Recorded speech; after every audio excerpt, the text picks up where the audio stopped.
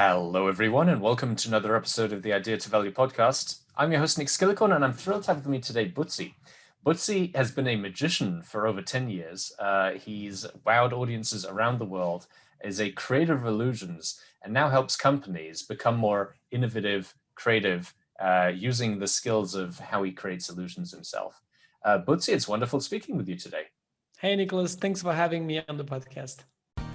Welcome to the Idea to Value podcast, where in every episode we highlight the latest insights into creativity and innovation from experts around the world. I'm your host, Nick Skillicorn.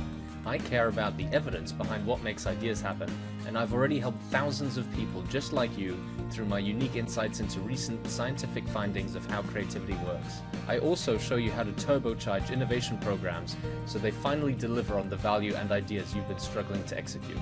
Get your free training on how creativity can be improved by registering now at www.ideatovalue.com. Now let's get on with today's episode.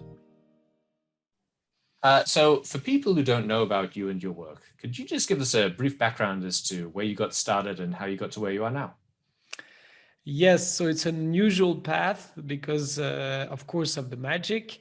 And I started magic pretty late when I was 20 years old. So in contrast with a lot of magicians who started when they were 8 years old and had their magic box and so on, I started pretty late. I didn't know anything about magic.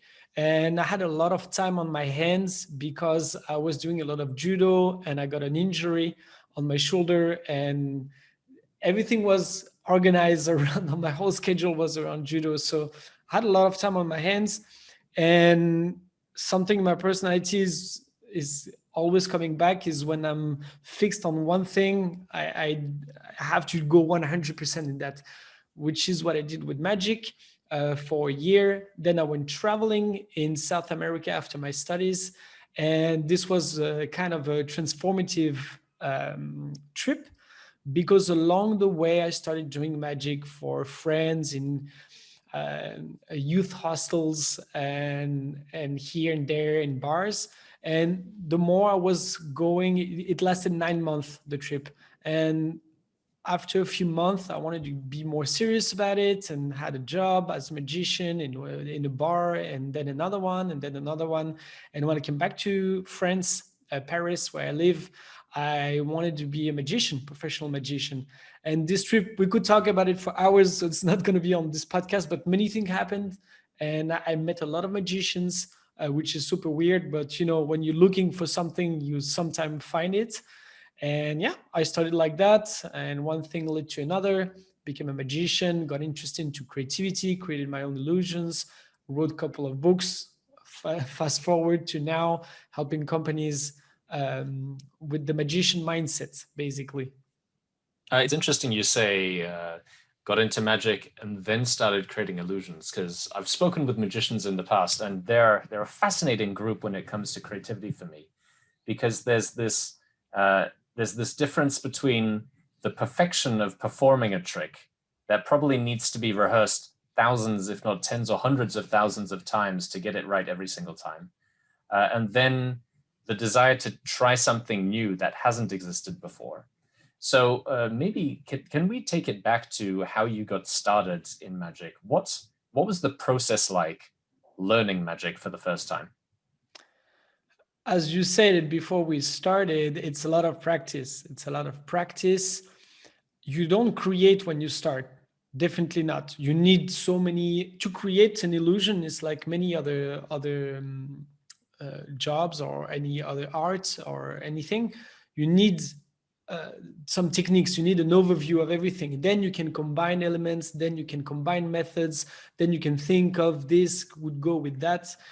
So when you start, there are many ways of starting, but the way I did it, and it's usually the way I start things, is that I like to have an overview. So I did many things, cards, close-up, magic, kids magic, ropes, whatever objects you can think of. I love encyclopedias and approaches like that. So I can have an overview and see, okay, that exists. I don't like that.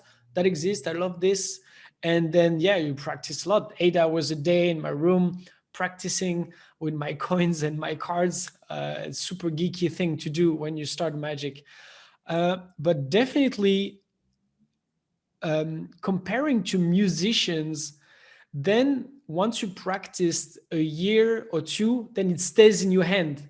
Then it doesn't go, you don't have to practice 8 hours a day anymore.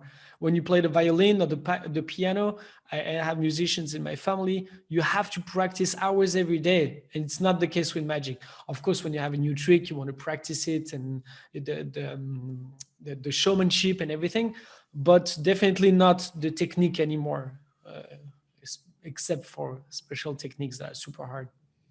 Yeah. The last time I spoke with a magician, he said you actually, well, a lot of magicians start out learning magic by reading books.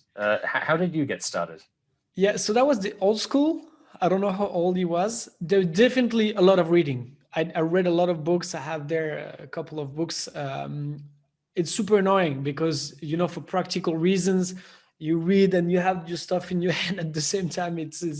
But this is how traditionally magic was passed on throughout the years. And now I think I was the first generation to have DVDs, or maybe the one just before me.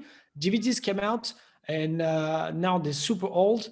And today there are a lot of downloads you can learn from. So this is way better because you can mirror it, right? You don't have to hold the page and everything. But definitely in the books, in the classical books, there is a lot of wisdom, and they are the best tricks, the core of the classics. They're in the books.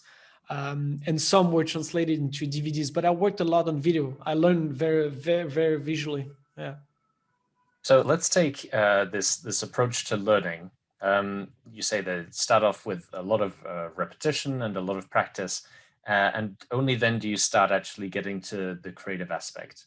Can you give us an example of a magic trick that maybe has existed for a couple of thousand years, but there's sort of iterations where you do things in a new way? Like I always see people making a card appear in a place where it's unexpected, and then do you have an example that you learned and then iterated yourself?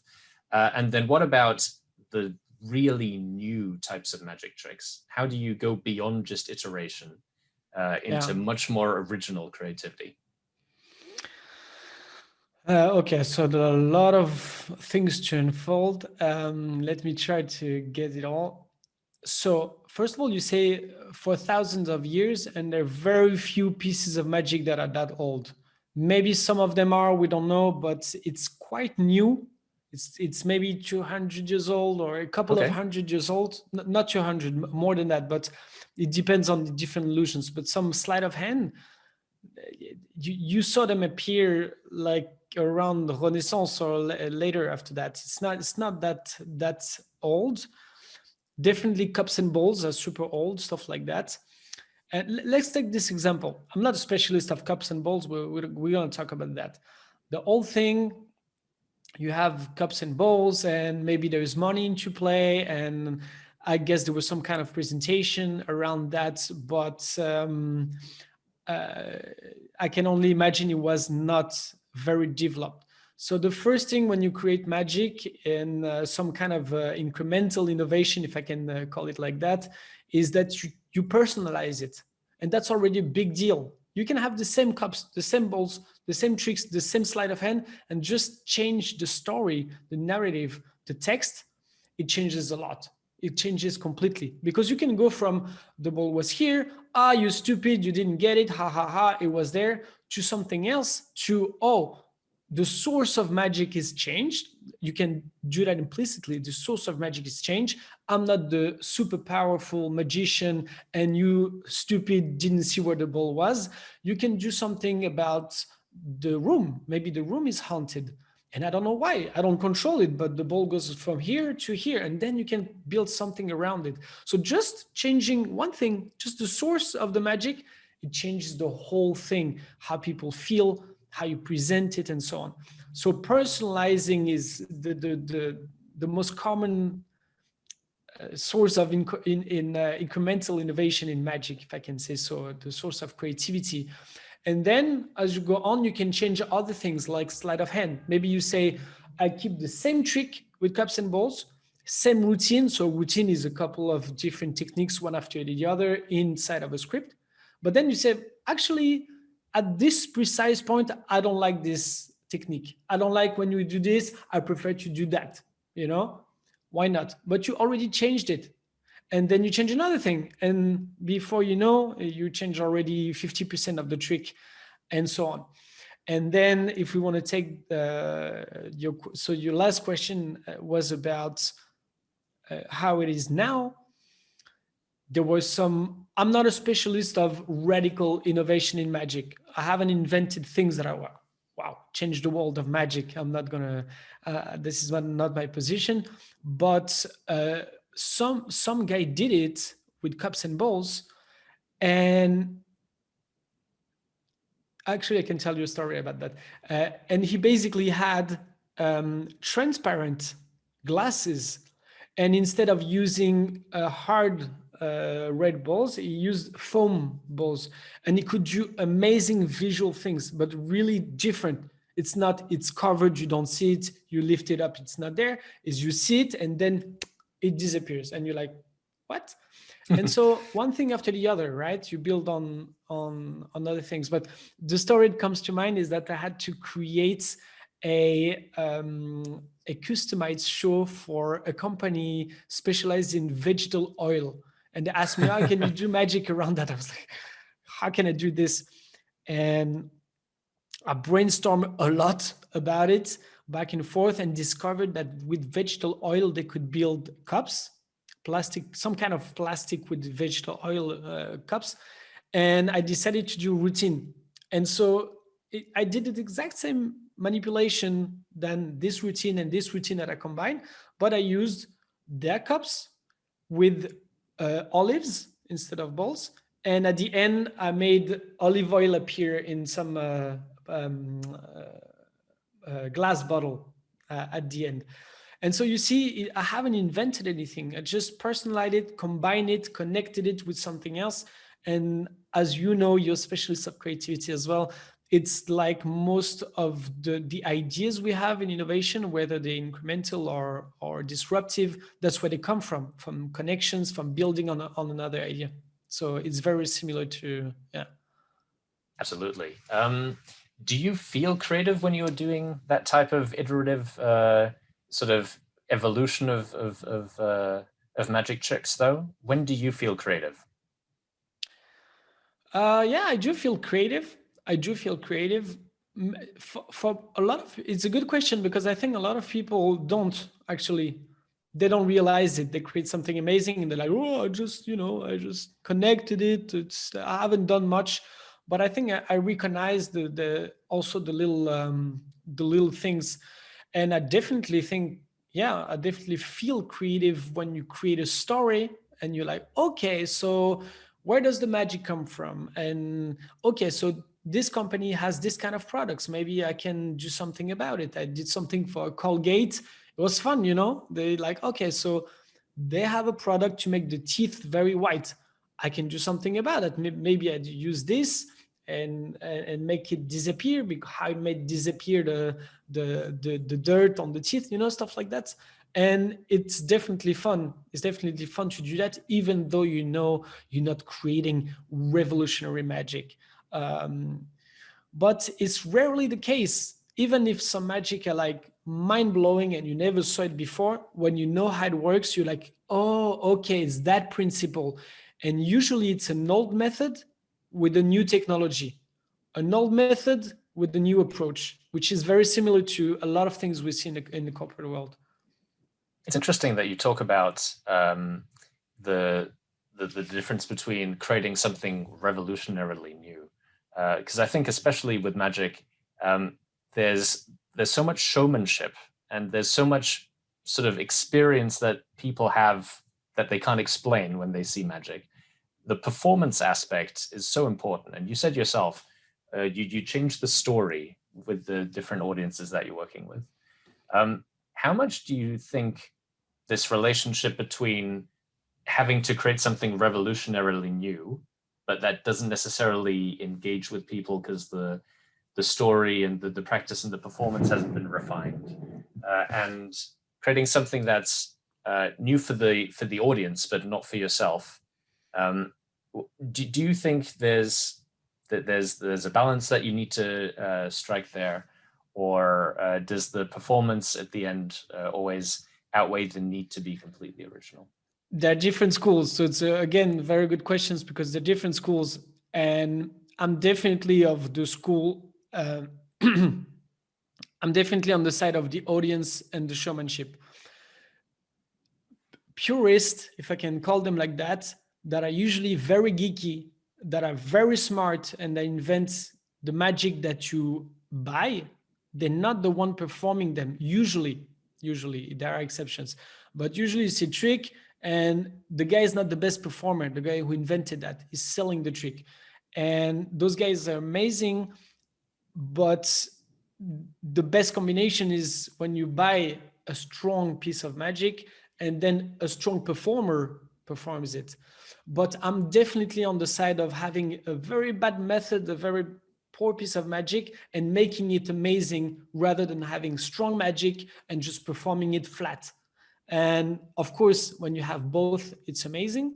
But this is also interesting, is that in a magic show, you cannot have too much strong magic all the time. You need relief, right? Some pieces of magic are longer with long story. Some are more personal, some are more mental. It depends of the kind of magic you're performing. You cannot have like a crazy effect each time, or you have to really build the show in a certain way. It's very hard to do this.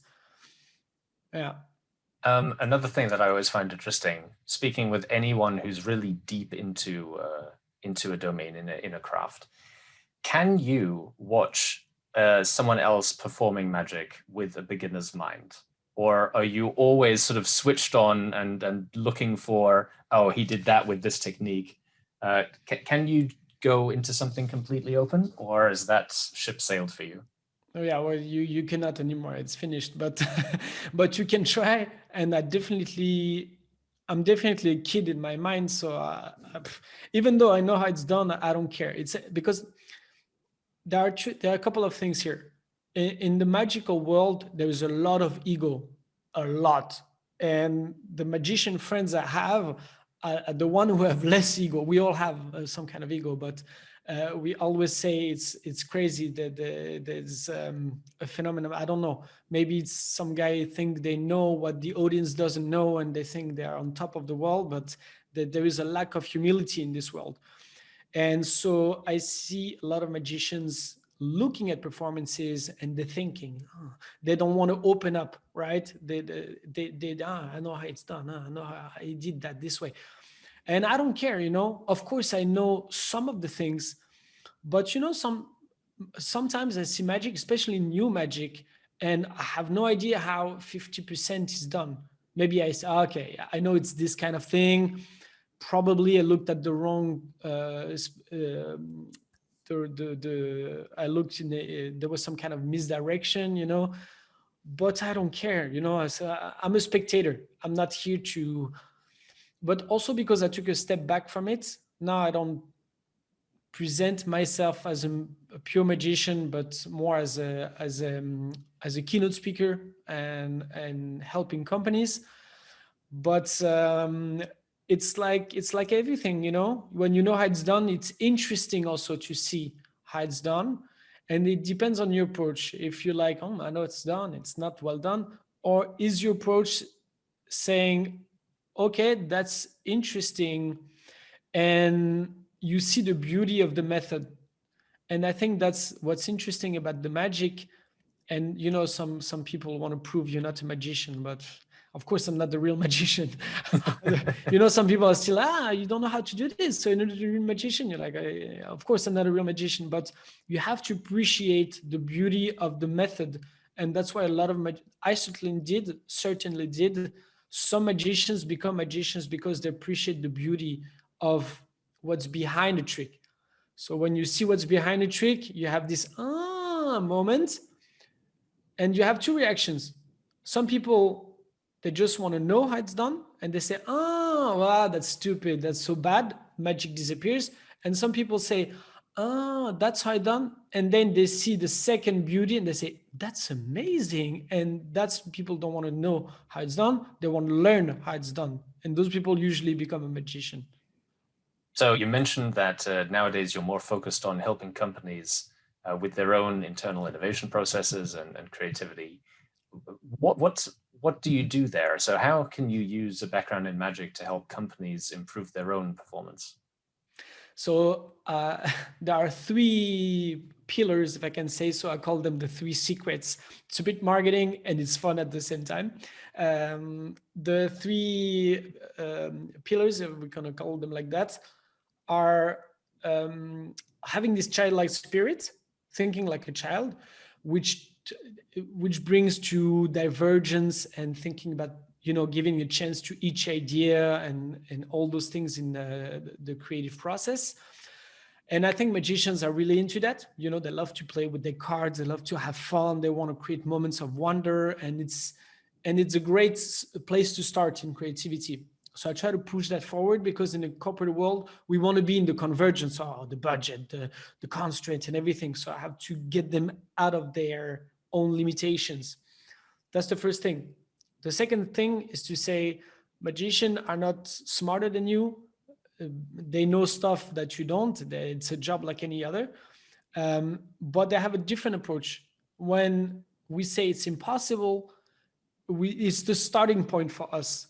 And for many people, it's the end point. It's impossible. And so for magicians, we say, of course, it's impossible. That's our job. It's on the paper. It's impossible. But that's how we start. Then we say, okay, it's impossible unless, and then we start finding other ideas. We open again with divergence again. And then, of course, iteration, like you said, in magic, you do one thing, you try in front of an audience, you say, oh, this didn't work as I thought, this wasn't as funny as I thought, and so on. And then you reiterate. And those three pillars, and there is more to it, of course, many other creative tools like combination of methods, old methods with new technologies and so on. But these three pillars already, they are accessible to anyone. They're not invented by magicians. They're certainly not invented by me. And anyone can identify with that in his own life and his own career. Perfect. So, Butzi, it's been wonderful speaking with you. If people want to find out more about you and your work or get in contact about your services, what's the best place they can go to find out more? LinkedIn, definitely. I'm very active on LinkedIn, and recently I picked up Instagram again. So if people want to go there, I'm active as well. Share some stories. I share some creative tips every week. What else? I have the podcast as well. I almost forgot the Crazytivity podcast, and it's on YouTube and any platform you can think of. But those are the main three things. Yes. Perfect. I'll make sure to get all of those linked down in the description below. Butzi, it's been wonderful speaking with you, and I look forward to speaking again with you soon. Thanks, Nicholas. Thank you for your time. Thank you so much for listening. If you liked it, please like, share and subscribe, and leave me a comment about what you thought and what you'd like to see more about. If you want to take your creativity and innovation capabilities to the next level, then invest in yourself with the premium training only available at ideatovalue.com. These exclusive training modules have all been put together by me, Nick Skillicorn, and have been used by thousands of artists, innovation leaders and CEOs to become better at understanding the source of their creativity and executing on their innovation ambitions. And there is no risk to you, as they're backed by our money-back guarantee. Now, don't forget to go out there and make your ideas a reality. See you again soon.